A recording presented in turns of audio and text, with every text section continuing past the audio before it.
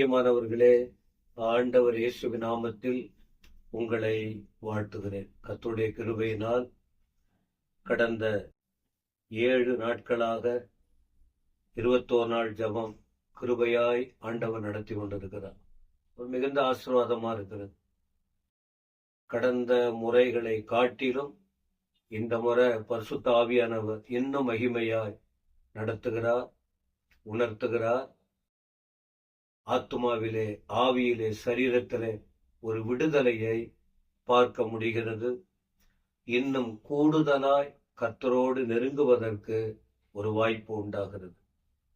இப்ப இந்த காணொளி மூலமாய் உங்களுக்கு 8வது நாளாக இந்த சனிக்கிழமை உங்களுக்கு ஒரு செய்தியை நான் கொடுக்கிறேன். அப்போஸ்தல நடபடிகள் 4ஆம் அதிகாரம். அதுல சில வார்த்தைகள் ஆண்டவரை நிரூபிக்கணும்னா ஆவியானவருடைய பலன் தேவை. திரும்பவும் சொல்லுகிறேன், சொந்த பலத்தால் ஞானத்தால் ஒன்றும் பண்ண முடியாது. தேவனை பற்றி அறிவிக்க, தேவனுக்காக வைராக்கியமா இருக்க, ஆண்டுடைய நாமத்துக்கு மகிமையை கொண்டு வர வேண்டுமானால் ஆவியானவருடைய பலன், ஆவியானுடைய நடத்துதல் தேவை. 4ஆம் அதிகாரத்தின் 16, 17, 18 இந்த 3 வாக்கியங்களை பார்க்கும்போது தலைவர்கள், மத தலைவர்கள் தீமையான ஆலோசனைகளை பண்றாங்க. என்னன்னு பாருங்க. 17ஆம் வசனம். ஆகிலும் இது அதிகமா ஜனத்துக்குள்ளே பரம்பாதபடிக்கு. எது?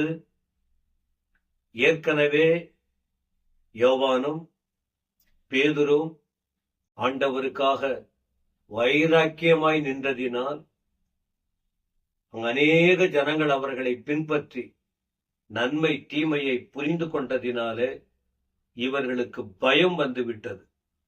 அதனால இன்னும் அதிகமா எல்லாருக்குள்ள இந்த செய்திகள், இந்த நன்மையான காரியங்கள் போயிட்டா நமக்கு பிரச்சனையாகும் சொல்லிட்டு யோசிக்கிறாங்க. இது வெளியில போகக்கூடாது.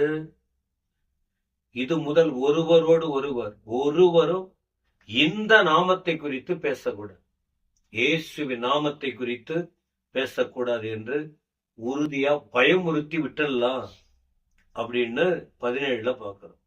18ஆம் வசனம் அவர்களை அழைக்கிறாங்க. இயேசுவின் நாமத்தை எவ்வளவு நீங்க பேசக்கூடாது, போதிக்க கூடாது என்று அவர்களுக்கு கட்டளையிட்டார்கள். அதிகாரத்துல உள்ளவங்க மேலான அதிகாரத்துக்கு கீழ்ப்படியணும், உண்மைதான். ஆனால் அவர்கள் கருத்து சரியில்லை, அவர்கள் நோக்கம் சரியில்லை. கிறிஸ்துவுக்கு விரோதமாய் அவர்கள் செயல்படுகிறார்கள். அதனால 19:20 வசனம் பாருங்கள். 19:20 அப்போஸ்தலர் அவர்களுக்கு சரியான பதிலை சொல்றாங்க. தீமையா பேசும்போது, பயமுறுத்தும்படி சொல்லும்போது, எதை சொல்லக்கூடாது என்று அவங்க கட்டளையிடுறாங்க. அது அவங்களுக்கு கீழ்ப்படிய அவங்களுக்கு தயாராக இல்லை. அதுக்கு என்ன பதில் சொல்றாங்க? பேதுருவும் 19ஆம் வசனத்தில், பேதுருவும் யோவானும் அவர்களுக்கு பிரதியுத்தரமாக, தேவனுக்கு தான் செவி கொடுக்கணும். ஏன்னா அவர்தான் தேவன், அவர்தான் எங்களை அழைத்தார், அவர்தான் எங்களுக்கு கற்றுக் கொடுத்தார், அவர்தான் எங்களுக்கு கட்டளையிட்டார். போயிட்டு இந்த வார்த்தையை உலகம் முழுவதும் சொல்லுங்கன்னு. அப்ப அவர் வார்த்தையை சொல்லாம, தேவனுக்கு செவி கொடுக்காம நீங்க சொல்ற வார்த்தையை ஏற்றுக்கொண்டு வாழ்வது அது நியாயமாய் இருக்குமோ என்று நீங்களே நிதானித்து பாருங்கள். என்ன சரியான பதில்?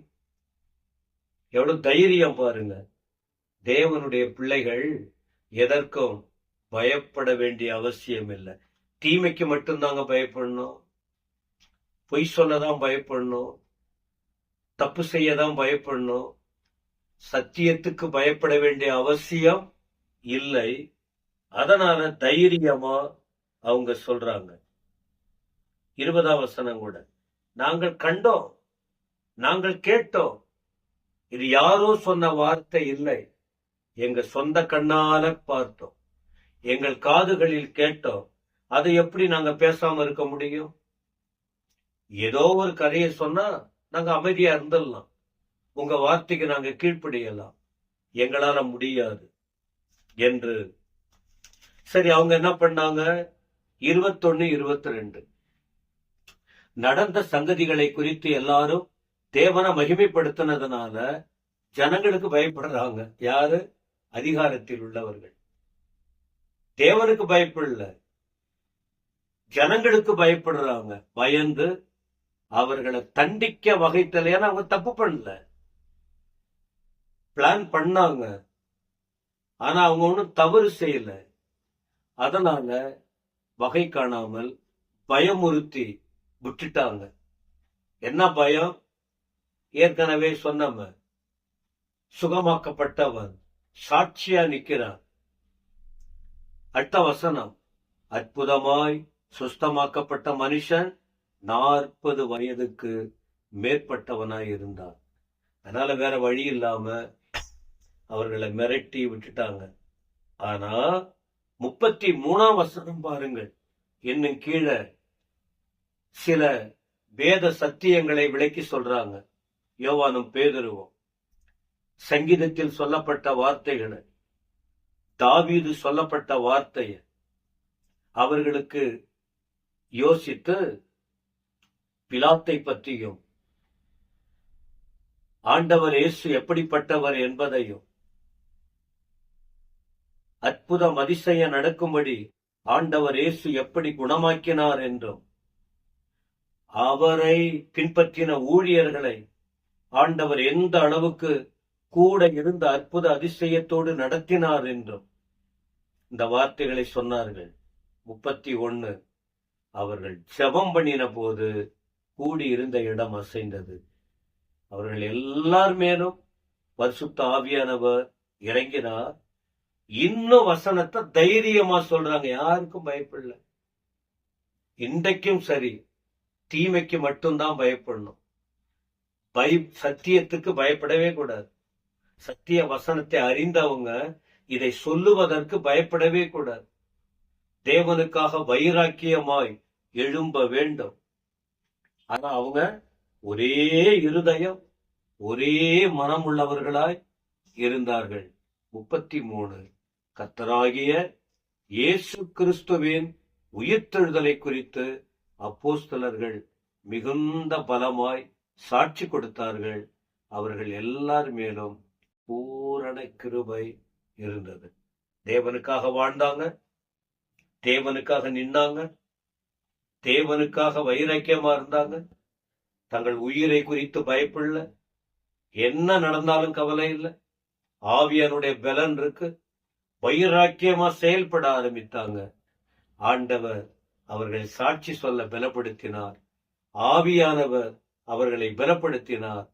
பூரண கிருபை, முழுமையான ஒரு ஆசீர்வாதம் அவர்கள் மேல் இருந்தது.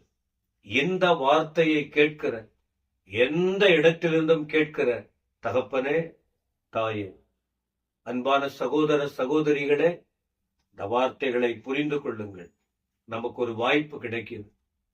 கடைசி காலம், ஆண்டவருக்காக வாழணும், அவர் வார்த்தைக்காக தைரியமா இருக்கணும். அவர் உங்களை பலப்படுத்த வல்லவராய் இருக்கிறார். தைரியமா எழும்புங்க, நாட்களை வீணாக்காதீங்க, இயேசுவுக்காக பிரகாசிங்க. இவ்வளவு வார்த்தையும் கேட்டு அமைதியா இருக்காதீங்க. ஆண்டவர் சீக்கிரம் வரப்போகிறார். ஜனங்கள் அழிந்து போறாங்க, அவர்களுக்கு சத்தியம் சொல்லப்பட வேண்டும். சொல்லுங்க, ஆண்டவரோடு கூட இருப்பார், ஆசீர்வதிப்பார். கர்த்தர் உங்களை ஆசீர்வதிப்பாராக. ஆமென், ஆமென்.